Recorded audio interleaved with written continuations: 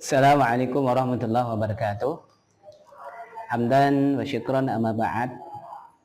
Para pemirsa dimanapun Anda berada, saya Mardi, Kepala KUA Kecamatan Manek Tenggara, ingin menyapa teman-teman semuanya dimanapun Anda berada. Selamat pagi, salam sejahtera untuk semuanya. Mudah-mudahan kita semua selalu dalam keadaan sehat, jasmani, rohani, umur panjang, sukses selama dunia akhirat. Amin ya rabbal alamin. Yang kedua kalinya, salawat dan salam mari kita berikan kepada baginda Rasulullah SAW, kepada semua keluarganya, sahabat-sahabatnya, dan kepada semua umatnya istiqomah menjalankan syariatnya. Para pemirsa yang terhormat, dari kemarin banyak yang bertanya terkait dengan tepuk sakinah. Kenapa tepuk sakinah kok ada, kok sedang viral-viralnya saat ini? Apa yang terjadi?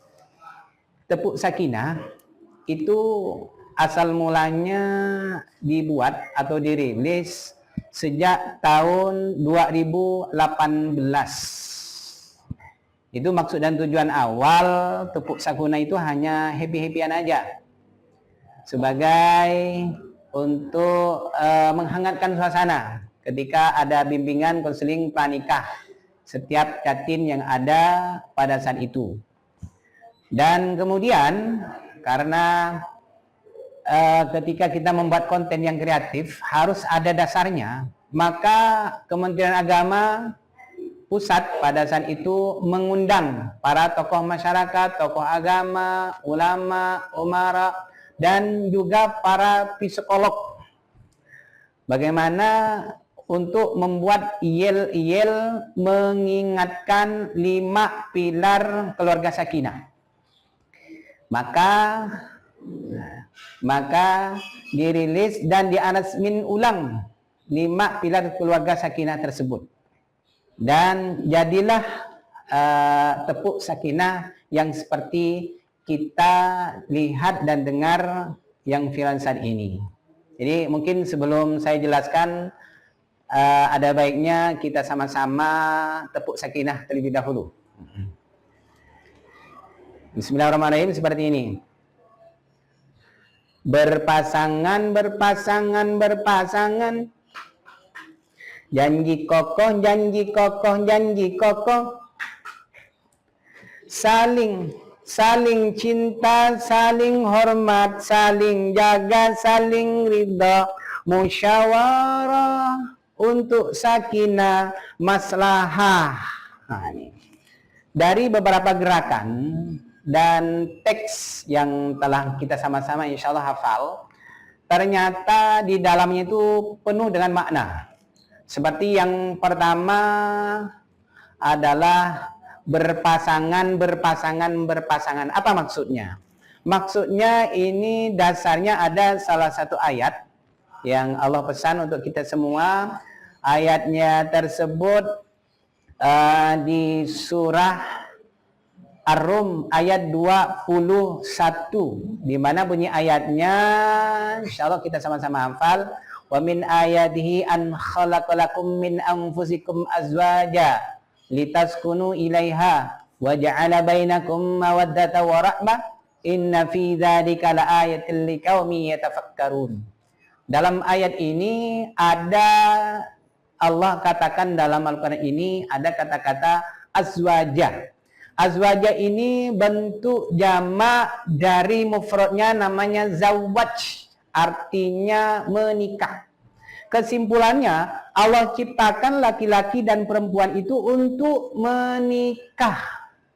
Artinya berpasangan untuk menikah secara halal dan tercatat di KUA kecamatan. Itu satu. Tidak ada di dalam Al-Quran itu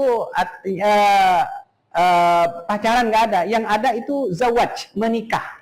Maka ini kuncinya buat kita semua, bagi orang yang berpasangan secara halal, zawaj.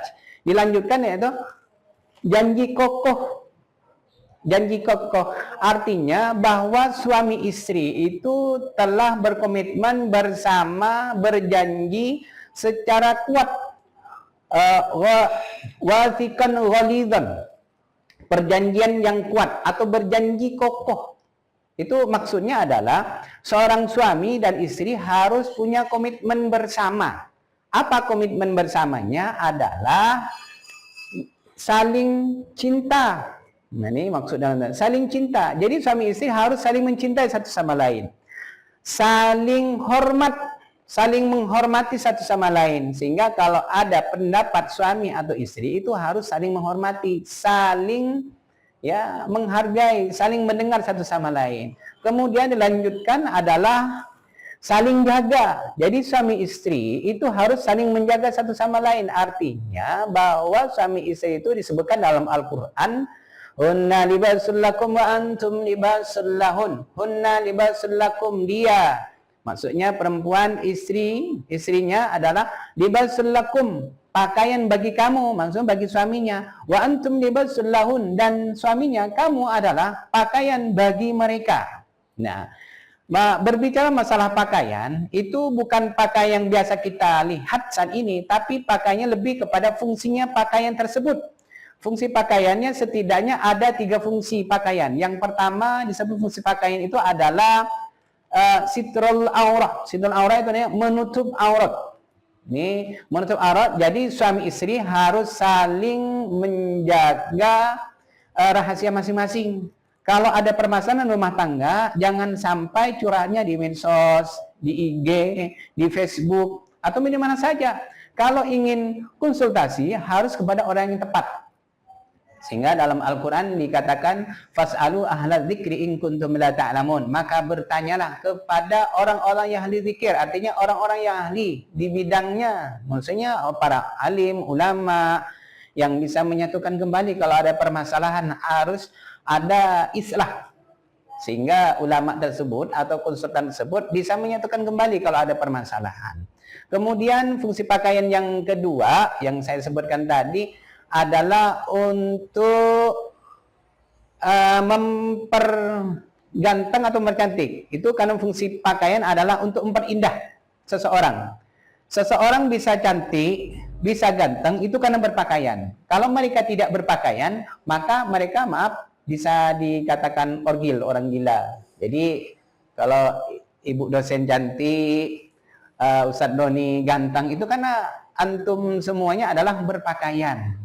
Jadi fungsi pakaian karena indah ya saling mengindahkan, harus saling dengan kalau perlu apa-apa yang kita sampaikan dengan pasangan kita harus kata-kata mungkin kata-kata yang bisa menggoda dari istri dan kata-kata yang bisa menyenangkan hatinya, misalnya ayangku, sayangku, atau baginda Rasul biasanya selalu menyebutkan pada para istrinya, misalnya dengan Siti Aisyah menyebutkan ya Humaira, wahai kemirah-mirahan. Itu dengan demikian itu Siti Aisyah sangat suka dan senang sekali. Itulah salah satu fungsi. Dan yang terakhir adalah fungsi pakaian, selain memperindah diri kita, juga untuk melindungi dari panas dan dingin. Kalau untuk rumah tangga adalah saling jaga. Saling jaga. Yang terakhir tadi saling jaga, saling ridho. Nah, bahasa saling ridho itu antarodi, alat tarodi, artinya orang suami istri harus saling ridho satu sama lain kalau ada sesuatu yang tidak mengenakkan. Ya, maklumlah kita sebagai manusia biasa, misalnya contoh sebagai seorang suami, seorang suami pasti banyak salahnya, banyak khilafnya, ya harus saling menerima. Bukan karena harus saling menerima apa adanya, bukan menerima apa adanya, tapi harus saling menerima apa adanya. Maksudnya adalah setiap kekurangan suami atau istri itu harus saling ridho, saling menerima apa adanya. Terus kemudian musyawarah. Nih, musyawarah untuk sakinah. Musyawarah adalah unsur yang paling penting dalam rumah tangga untuk kelangsungan, harmonisasi dalam rumah tangga. Ini sangat vital karena kalau ada permasalahan atau ingin merencanakan sesuatu, suami istri harus bermusyawarah terlebih dahulu. Seorang suami mengajak berkomunikasi dengan istri dengan yang baik, bil ma'ruf. wa ashiruhunna bil ma'ruf, menggauli, bermusyawarah bil ma'ruf dengan baik dengan istrinya, dengan pasangannya, sehingga tidak ada istilah kata-kata yang bisa menyakiti. Jadi seorang suami ini lebih kepada pada suaminya. Jadi seorang suami harus bisa berkomunikasi yang baik. Kalau mungkin seorang suami punya pekerjaannya di luar rumah, ya setidaknya harus ada, ya ada komunikasi, ada informasi bahwa suami sedang saya ada di sini atau di mana, untuk ya seorang istri kan selalu mungkin was-was di rumah menunggu informasi dari kita. Ketika kita beri informasi kepada istri kita ada di rumah atau di mana saja, insya Allah mereka akan lebih tenang. Itu maksudnya tepuk keluarga sakinah. Mungkin itu yang bisa sampaikan terkait dengan apa yang saya bisa. Nah ya, masalah tepuk sakinah yang biasa kita gunakan, lebih idealnya adalah ketika memberikan bimbingan pranikah atau sebelum menikah, atau biasa yang kami sebut dengan binwin, bimbingan calon pengantin. Itu lebih pas untuk kita sampaikan dan untuk kita praktikkan, dan tidak direkomendasikan menggunakan tepuk sakinah setelah akad, karena bisa mengurangi kekhidmatan atau tujuan awal ijab qabul atau akad nikah. Ini apalagi di mungkin di majlis tersebut, di majlis akad nikah ada ulama, ada tokoh agama, tokoh masyarakat, atau mungkin dari kalangan tertentu ada yang mungkin kurang nggak sependapat. Dari itu ya mungkin lebih amannya tidak menggunakan tepuk sakinah ketika akad, dan lebih direkomendasikan sebelum akad atau ketika diberikan bimbingan konseling pranikah. Demikian dari saya.